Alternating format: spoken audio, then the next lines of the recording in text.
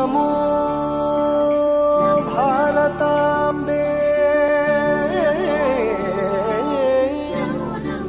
नमो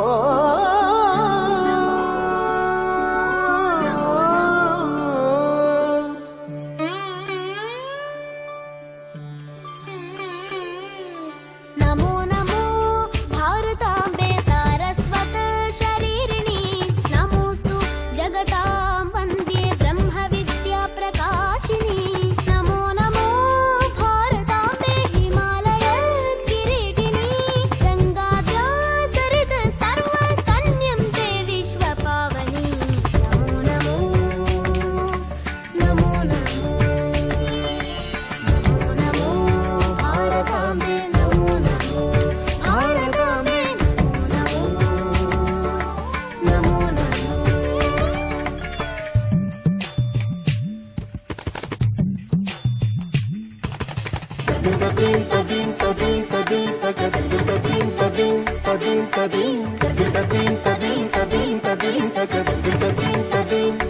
गमपनी मग मग ग ग गमपनी पनी समते दप म पग म सय नि सय नि स पनी अगनि प अगनि पनी पम अगनि पनी पम पम ग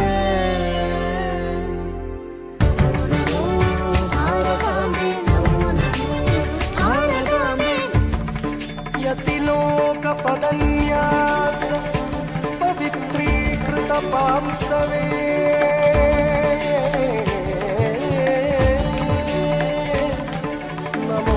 नमोऽस्तु जगतां धात्री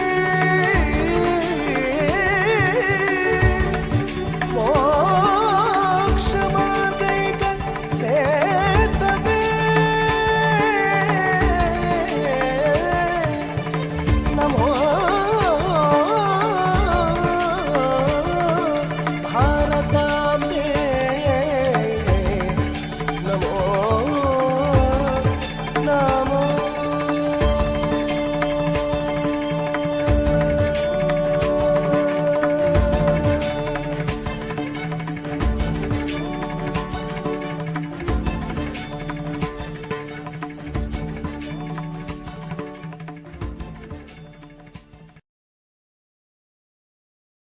Hello everyone, my name is Nitin Krishna. I am studying in 3rd standard. Today I am here to speak a few lines about Independence Day. Independence Day is one of the most important day in the year for our country. Each year on August 15 we celebrate the day we become an independent nation, which means we are free to rule ourselves and we were not ruled by anyone else. For hundreds of years, India was ruled by United Kingdom and our country was a part of British Empire. We officially become independent on 15th August 1947. To commemorate this historic event, we celebrate the independence on August 15 every year. India couldn't have gained the independence without the leadership of many great people. We celebrate Independence Day in all parts in India. President hoists the national flag at Red Fort. National flag is hoisted in all schools, colleges, offices, etc. Cultural activities are conducted for all students and prizes are distributed. I am proud of my country. Jai Hind. Thank you. Have a nice day. जब आंख खुले तो उधरती हिंदुस्तान की हो, जब आंख खुले तो उधरती हिंदुस्तान की हो, जब आंख बंद हो तो यादें हिंदुस्तान की हो, जब आंख बंद हो तो यादें हिंदुस्तान की हो। हम मर जाए तो कोई गम नहीं, हम मर जाए तो कोई गम नहीं, मरते वक्त मिट्टी हिंदुस्तान की हो, मरते वक्त मिट्टी हिंदुस्तान की हो। आदरणीय प्राचार्य जी, शिक्षकगण और मेरे प्यारे साथियों, आज 75वां स्वतंत्रता दिवस मनाया जा रहा है। आप सभी को स्वतंत्रता दिवस की हार्दिक शुभकामनाएं। हमारा देश भारत 200 वर्ष तक ब्रिटिश शासन के अधीन रहा। हमारे देश को आजाद करने के लिए हमारे देश के बहुत से स्वतंत्रता सेनानियों जैसे बाल गंगाधर तिलक, पंडित जवाहरलाल नेहरू, महात्मा गांधी, लाला लाजपत राय आदि ने बलिदान दिया। 15 अगस्त 1947 को भारत ब्रिटिश देश की शासन की बेड़ियों से मुक्त हुआ और सभी भारतवासियों ने आजादी की सांस ली। प्रतिवर्ष 15 अगस्त को भारत देश में स्वतंत्रता दिवस के रूप में मनाया जाता है। तो हर साल देश के प्रधानमंत्री लाल किले पर राष्ट्रीय ध्वज फहराते हैं, जिसके बाद राष्ट्रीय गान गाया जाता है। सेना द्वारा परेड मार्च और शक्ति प्रदर्शन भी की जाती है। स्वतंत्रता सेनानियों को 21 तोपों की सलामी भी दी जाती है। स्कूल और कॉलेजों में सांस्कृतिक कार्यक्रमों का आयोजन किया जाता है। सभी दफ्तर, संस्थानों और कार्यालयों आदि का सरकारी अवकाश रहता है। आइए स्वतंत्रता दिवस के इस शुभ दिन पर हम सभी मिलकर देश की एकता और अखंडता को बनाए रखने का प्रण लेते हैं। कुछ लाइनों से मैं अपना बात समाप्त करता हूँ। आजादी की कभी शाम नहीं होने देंगे, आजादी की कभी शाम नहीं होने देंगे। शहीदों की कुर्बानी बदनाम नहीं होने देंगे, शहीदों की कुर्बानी बदनाम नहीं होने देंगे। बचे हो जब एक बूंद तो गरम लहू की, बची हो जो एक बूंद तो गरम लहू की, तब तक भारत माता का आंग चलन नीलाम नहीं होने देंगे। धन्यवाद। जय हिंद, जय Bharat.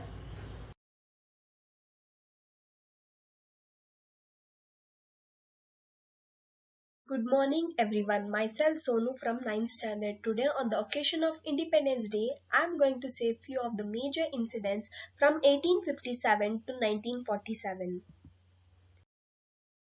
1857 First War of Independence. The revolt of 1857 was the most severe outburst of anger and discontent accumulated in the hearts of various sections of Indian society. It is also known as Sepoy Mutiny. 1905 Partition of Bengal. The Partition of Bengal was enforced in 1905 by Viceroy Lord Curzon for administration purposes. It divided Bengal into two parts, Muslim Eastern areas and Hindu Western areas. 1905 Swadeshi movement. The Swadeshi movement was both a political and economic movement. It involved programs like boycott of government service, courts, schools, colleges and of foreign goods. 16 February 1919 Rowlatt Act passed. This act was passed in March 1919. It is also known as Revolutionary Crimes Act. This act allowed the British to jail protesters without a trial for up to 2 years. 13th April 1919 Jallianwala Bagh massacre. This is considered as one of the most inhuman acts which killed hundreds of people. It took place in Punjab on April 13th in the year 1919 when people had gathered for celebration of Baisakhi. 1922 Non-Cooperation Movement. Non-Cooperation Movement was a mass movement which was launched by Gandhiji in 1920. It was a non-violent and peaceful protest against the British government in India. 4th February 1922 Chauri Chaura incident took place. Chauri Chaura is situated in Gorakhpur district of UP. There was a violent crash between police and satyagrahas. Satyagrahas burnt police station and about 22 policemen burnt alive. 1927 Establishment of Simon Commission. Simon Commission, also known as Indian Statutory Commission, was a group of 7 British members of Parliament under the chairmanship of Sir John Simon. 12th March 1930 Civil Disobedience Movement starts with Dandi March. The civil disobedience was launched in 1930 under the guidelines of Gandhiji. Actually, civil disobedience movement was launched to fill the work that non-cooperation movement wanted to do. 1942 Quit India Movement. The Quit India Movement, otherwise called India August Movement or Bharat Choro Andolan, was propelled at Bombay meeting of All India Congress Committee by Mahatma Gandhi ji on 8th August 1942. 1947 Indian Independence Act. The Indian the British government accorded formal approval to the Mountbatten Plan by enacting the Indian Independence Act on 18 July 1947. One of the features of this act was the partition of country into India and Pakistan would come into effect from 15th August 1947. Happy Independence Day to everyone. Thank you. ಸ್ವಾತಂತ್ರ್ಯ ದಿನಾಚರಣೆಯ ಶುಭಾಶಯಗಳು. ಭಾರತ ಮಾತೆಗೆ ಶಿರವಾಗಿ ನಮಿಸುತ್ತಾ ಇಲ್ಲಿ ಸೇರಿರುವ ಪ್ರಾಂಶುಪಾಲರೇ, ಗುರುಗಳೇ, ಗುರುಮಾತೆಯರೇ ಹಾಗೂ ನನ್ನ ನೆಚ್ಚಿನ ಸ್ನೇಹಿತರೆ, ಎಲ್ಲರಿಗೂ ಹೃದಯಪೂರ್ವಕವಾದ ವಂದನೆಗಳು. ಮೊದಲಿಗೆ ನಮಗೆ ಸ್ವಾತಂತ್ರ್ಯ ತಂದುಕೊಟ್ಟ ಮಹಾನ್ ವೀರರನ್ನು ಮನಸಾರೆ ಸ್ಮರಿಸುತ್ತಾ ಎಲ್ಲರಿಗೂ 75ನೇ ಸ್ವಾತಂತ್ರ್ಯ ದಿನಾಚರಣೆಯ ಆರ್ಥಿಕ ಶುಭಾಶಯಗಳನ್ನು ಕೋರುತ್ತೇನೆ. ಇಡೀ ದೇಶ ಇಂದು ಸಂಭ್ರಮ ಸಡಗರ ಪಡುವ ದಿನ. ಎಲ್ಲೆಡೆ ದೇಶಭಕ್ತಿ ಗೀತೆಗಳು ರಾರಾಜಿಸುವ ತ್ರಿವರ್ಣ ಧ್ವಜ, ಒಂದಿಷ್ಟು ಶುಭಾಶಯಗಳು. ಇದಕ್ಕೆಲ್ಲ ಕಾರಣ ನಮ್ಮ ಸ್ವಾತಂತ್ರ್ಯ. ಆಗಸ್ಟ್ 15, 1947ರಂದು ಭಾರತವು ಸ್ವಾತಂತ್ರ್ಯವಾಯಿತು. ನಮ್ಮ ಹೆಮ್ಮೆಯ ಹಿರಿಯರಾದ ಗಾಂಧೀಜಿ, ನೆಹರು, ಸುಭಾಷ್ ಚಂದ್ರ ಬೋಸ್, ವಲ್ಲಭಾಯ್ ಪಟೇಲ್, ತಿಲಕ್, ರಾಣಿ ಲಕ್ಷ್ಮೀಬಾಯಿ, ಬೇಗಂ ಹಜಾರತ್ ಮಹಲ್, ಲಾಲ್ ಬಹದ್ದೂರ್ ಶಾಸ್ತ್ರಿ, ಲಾಲಾ ಲಜಪತ್ ರಾಯ್ ಮತ್ತು ಕಣಿಗೆ ಕಾಣದ ಎಷ್ಟೋ ಮಹಾನ್ ನಾಯಕರನ್ನು ನೆನಪಿಸಿಕೊಳ್ಳಬೇಕಾದ ದಿನವಾಗಿದೆ. ಇಂದು ನಾವೆಲ್ಲರೂ ಶಾಂತಿಯುತ ಜೀವನ ನಡೆಸುತ್ತಿರುವುದು ಅವರ ತ್ಯಾಗದ ಫಲವಾಗಿದೆ. ಅದಕ್ಕೆ ನಾವೆಲ್ಲರೂ ಧನ್ಯರು. ಸ್ವಾತಂತ್ರ್ಯಕ್ಕಾಗಿ ತಮ್ಮ ಜೀವನವನ್ನೇ ಮುಡುಪಾಗಿಟ್ಟವರು ಬಾಲಗಂಗಾಧರ್ ತಿಲಕ್. ಅವರು ಸ್ವರಾಜ್ಯ ನನ್ನ ಜನ್ಮ ಸಿದ್ಧ ಹಕ್ಕು, ಅದನ್ನು ಪಡೆದೇ ತಿರುತ್ತೇನೆ ಎಂದು ಹೇಳಿದ್ದಾರೆ. ಸುಭಾಷ್ ಚಂದ್ರ ಬೋಸ್ ಅವರು ನನಗೆ ನಿಮ್ಮ ರಕ್ತ ಕೊಡಿ, ನಾನು ನಿಮಗೆ ಸ್ವಾತಂತ್ರ್ಯ ಕೊಡುತ್ತೇನೆ ಎಂದು ಗುಡುಗಿದರು. ಮಹಾತ್ಮ ಗಾಂಧೀಜಿಯವರು ಮಾಡು ಇಲ್ಲವೇ ಮಡಿ ಎಂದು ಘೋಷಿಸಿದರು. ಕಳೆದ 20 ವರ್ಷಗಳಲ್ಲಿ ಭಾರತದ ಪ್ರಗತಿ ಸಾಕಷ್ಟು ಅದ್ಭುತವಾಗಿದೆ. ಭಾರತ ನಿಜವಾಗಿಯೂ ಕ್ರಿಯಾತ್ಮಕ ಧರ್ಮಶಾಲಿ ರಾಷ್ಟ್ರವಾಗಿ ಹೊರಹೊಮ್ಮಿದೆ. ಇದು ವಿಶ್ವದ ಅತ್ಯಂತ ವೇಗವಾಗಿ ಬೆಳೆಯುತ್ತಿರುವ ಪ್ರಮುಖ ಆರ್ಥಿಕತೆಗಳಲ್ಲಿ ಒಂದಾಗಿದೆ ಮತ್ತು ಇದು G20ನ ಸದಸ್ಯ ಮತ್ತು ಹೊಸದಾಗಿ ಕೈಗಾರೀಕರಣಗೊಂಡ ರಾಷ್ಟ್ರಗಳ ಬ್ರಿಕ್ಸ್ ಗುಂಪಿಗೆ ಸೇರಿದೆ. ಸೈನಿಕರು ನಮ್ಮ ದೇಶದ ರಕ್ಷಕರು. ನಾವು ಪ್ರತಿ ರಾತ್ರಿ ಶಾಂತಿಯುತವಾಗಿ ಮಲಗಲು ಅವರು ತಮ್ಮ ಜೀವನವನ್ನು ತ್ಯಾಗ ಮಾಡುತ್ತಾರೆ. ನಮ್ಮ ಮಾತೃಭೂಮಿಯನ್ನು ರಕ್ಷಿಸುವುದು ಅವರ ಕರ್ತವ್ಯ. ಅವರು ಪ್ರತಿದಿನ ನೆಮ್ಮದಿಯಾಗಿ ಜೀವನ ನಡೆಸಲು ಸಾಧ್ಯವಿಲ್ಲ. ಪ್ರತಿಯೊಬ್ಬ ಸೈನಿಕನು ನಿಜವಾದ ದೇಶಭಕ್ತ. ಅವರು ನಮ್ಮ ದೇಶದ ಸುತ್ತಲೂ ಶಾಂತಿಯುತ ವಾತಾವರಣವನ್ನು ನಿರ್ವಹಿಸುತ್ತಾರೆ. ನಮ್ಮ ದೇಶವು ಭಯೋತ್ಪಾದನೆಯಂತಹ ಯಾವುದೇ ದೊಡ್ಡ ಸಮಸ್ಯೆಯನ್ನು ಎದುರಿಸುವಾಗ ಈ ಸೈನಿಕರು ನಮ್ಮ ರಕ್ಷಣೆಗೆ ಬರುತ್ತಾರೆ.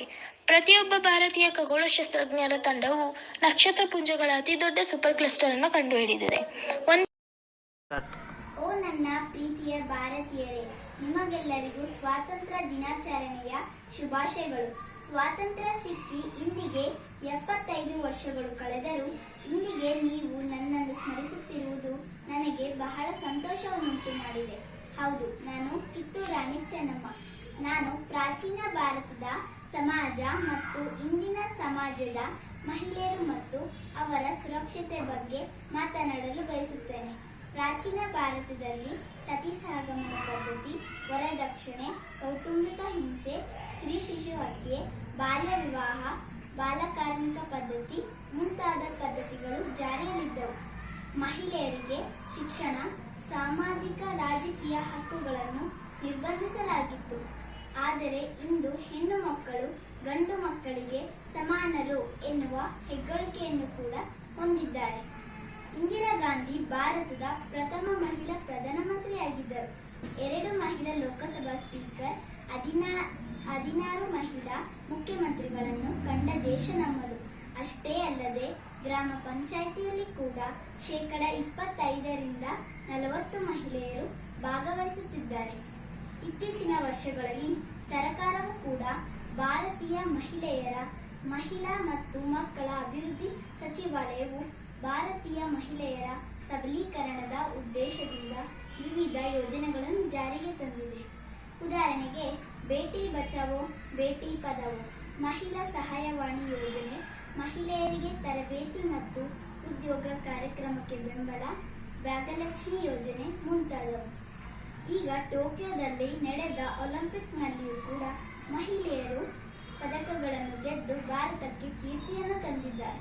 ಇದೆಲ್ಲ ನನಗೆ ಸಂತೋಷವನ್ನುಂಟು ಮಾಡಿದರೂ ಕೂಡ ಕೆಲವೊಂದು ವಿಷಯಗಳಲ್ಲಿ ಇನ್ನೂ ಪ್ರಗತಿಯನ್ನು ಸಾಧಿಸಬೇಕಾಗಿದೆ. ಹೆಣ್ಣು ಸಂಸಾರದ ಕಣ್ಣು, ಹೆಣ್ಣೊಂದು ಕಲಿತರೆ ಶಾಲೆಯೊಂದು ತೆರೆದಂತೆ ಎನ್ನುವ ನಾನುಡಿಯಂತೆ ಹೆಣ್ಣು ಮಕ್ಕಳ ವಿದ್ಯಾಭ್ಯಾಸಕ್ಕೆ ಹೆಚ್ಚು ಒತ್ತು ಕೊಡಬೇಕಾಗಿದೆ. ಇಂದು ಎಲ್ಲ ಕ್ಷೇತ್ರಗಳಲ್ಲಿಯೂ ಮಹಿಳೆಯರು ಕೆಲಸ ಮಾಡುತ್ತಿದ್ದಾರೆ. ಅವರಿಗೆ ಇನ್ನೂ ಹೆಚ್ಚಿನ ಅವಕಾಶ ಮತ್ತು ಇವೆಲ್ಲಕ್ಕಿಂತ ಮುಖ್ಯವಾಗಿ ಸುರಕ್ಷತೆ ಬೇಕಾಗಿದೆ. ನನಗೆ ಒಂದೆರಡು ಮಾತನಾಡಲು ಅವಕಾಶ ಕೊಟ್ಟ ತಮ್ಮೆಲ್ಲರಿಗೂ ನನ್ನ ಹೃತ್ಪೂರ್ವಕ ಧನ್ಯವಾದಗಳು. ಬೋಲೋ ಭಾರತ್ ಮಾತಾ ಕಿ ಜೈ. ಒಂದೇ ಮಾತರಂ, ಒಂದೇ ಮಾತರಂ. ಜೈ ಹಿಂದ್.